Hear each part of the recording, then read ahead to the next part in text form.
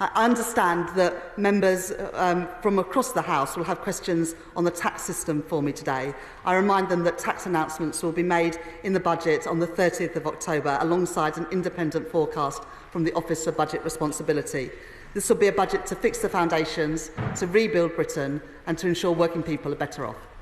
But does the government recognise the importance of workers saving for their later years, and that any moves to reduce the 25% tax-free drawdown or reductions in tax relief on pension contributions would be a disincentive and actually would lead to greater pensioner poverty? Chancellor.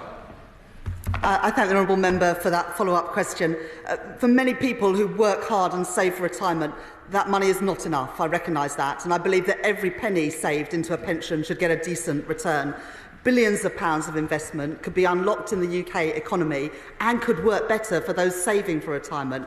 We believe that the reforms that we look to bring in through the pensions review could improve the pension pots by £11,000 for people saving for retirement, and that's why the Minister for Pensions is leading that review to ensure that pensioners get a good deal in retirement and that people who sacrifice and work hard to save for their retirement get a decent return on that investment.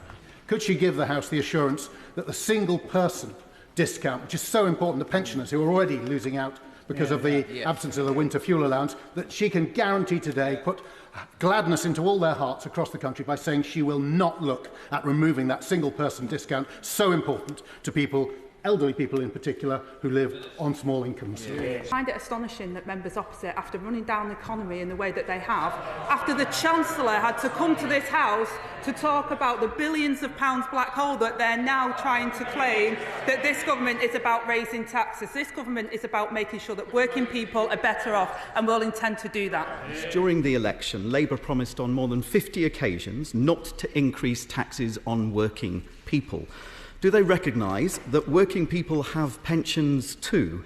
And therefore, can she give those people saving for the future peace of mind by confirming that they will not increase taxes on pensions in the upcoming budget? Amen. I'm not going to speculate about what will be in the budget. But it was the previous government's decision to maintain tax thresholds at their current levels until 2028. We have inherited an extremely difficult fiscal situation, meaning we cannot undo everything they did. But the Prime Minister has been clear, those with the broadest shoulders should bear the heavier burden. Thank you, Mr Speaker. Can the Chancellor confirm that a state pension increase will be announced at the budget and that it will be equivalent to wage growth, inflation or 2.5%, whichever is higher? This government have committed to the triple lock, not just for this year, but for the duration of this Parliament. That means that pensioners are £900 better off than they were a year ago. And based on September earnings data and inflation data, we will uprate pensions next year by whichever is higher, 2.5%, inflation or average earnings.